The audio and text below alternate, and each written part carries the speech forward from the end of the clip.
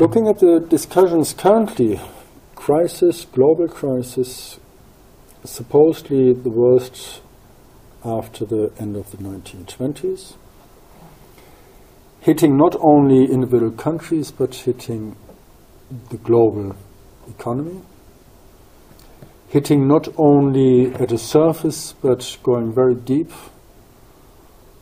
and there may be some kind of things happening that seem to be somewhat, well, not funny but at least ridiculous, but that show really at what stage we are. I got recently from a friend in Germany a newspaper clipping on the internet pointing out that the Irish kids have to bring their toilet paper with them to school.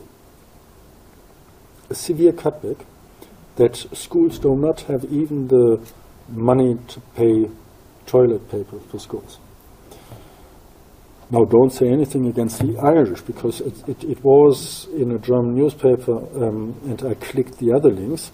In Germany, they found another way. They asked children to pay for using the toilet. Another kind of ridiculous way. In what kind of society are we living that it's going so far that kids have to pay for using the toilet at school? Bad enough. It goes on that some schools actually have a dual system. They employ low-paid workers, meaning these €1 job workers, who get €1 on top of their social benefit for working. Very low pay. Some schools employ these people from the money they get from the kids to clean the toilet. Now, there are at the same time other toilets that are only cleaned once per day or something, and they are for free. Get it into the heads of the children that they are living in a class society, that this is a split.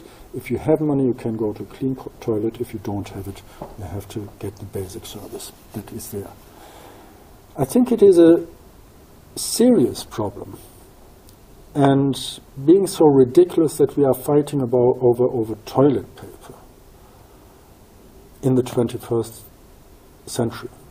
In two of the richest societies, Ireland and Germany are still two of the richest societies, if you calculate in a certain way. Talking about this shows how deep this crisis is, not only in its economic terms, but as well in terms of how to look for solutions. Now, one major discussion in this context is the revival of morals, revival of ethics. Just came across something from the United Nations, a discussion which is actually taking place in 2 days, Adam Smith, revival of Adam Smith's ethics in the context of the financial crisis. You find as well, I mentioned Amartya Sen already since some time, saying that we need some moral standards when it comes to developing economies. It's not only about looking at the goods people can buy and the material service, but it is about something that we enable people with moral standards, is going very much back to Smith, with moral standards to be capable of leading their own independent life. Individuals living their own lives. It's not society, and this is my point here, it's not society, not building up societies, but it is about building up the capability of individuals. And it is, of course, John Maynard Keynes, who plays a role again and again, and who has a certain revival. Stiglitz, Krugman, and now the recent Nobel Prize winners as well, looking at a wider understanding of what state intervention is about.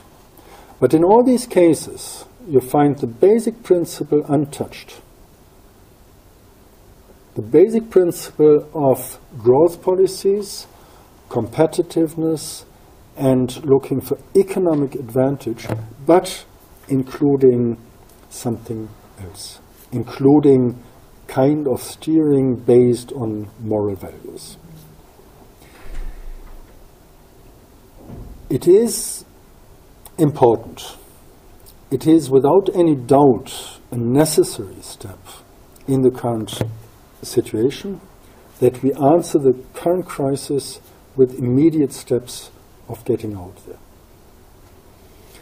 But there is another point that is equally important, although not in the public debate. And you find some statements of economists,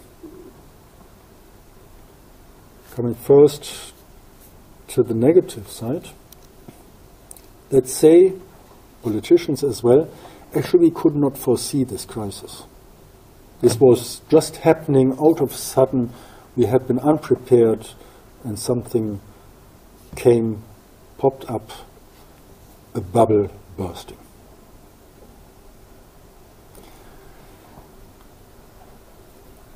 Others say that's not true. And actually you can prove that many statements, analysis had been published already 2 years, 3 years, 4 years ago, or even longer, saying that this is not possible to be maintained. It is not sustainable. We don't know exactly when, but at one stage this will burst. Up to now, it was always more or less fine that it was bursting here, it was bursting here, and the English housing market crashed, and something happened all over the place, but never really all over the place. It was here and there, and the difference now is it happened all over the place. In one moment, at one time, it happened that this global bubble had been bursting.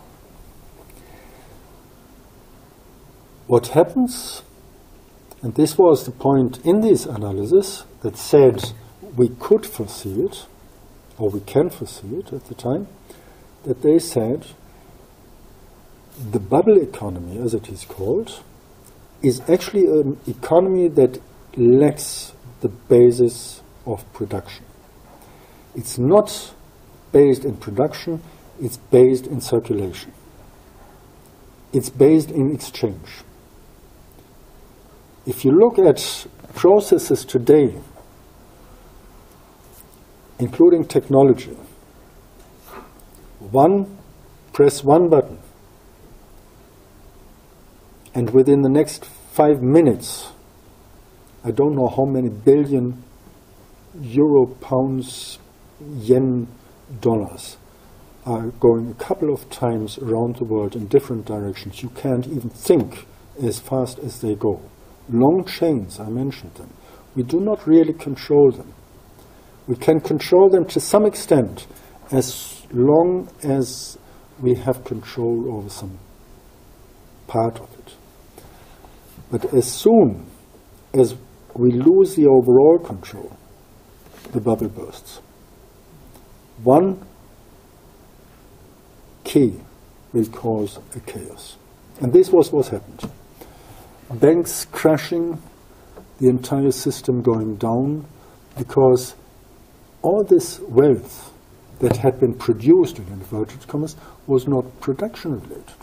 It was related to nothing, to some imagination of something going around within seconds around the globe, a virtual world, as virtual as computers themselves. And this is the other side that many people say no, on different levels, on the global level and on the local level. We have to look not for different values, although they are involved in these processes, but we have to look at different ways of production. Meaning first we have to look at production as the core of any enterprise. of any enterprise, in the understanding of any economy. It is about production. It is not about circulation. Within the process of circulation, you cannot really produce anything.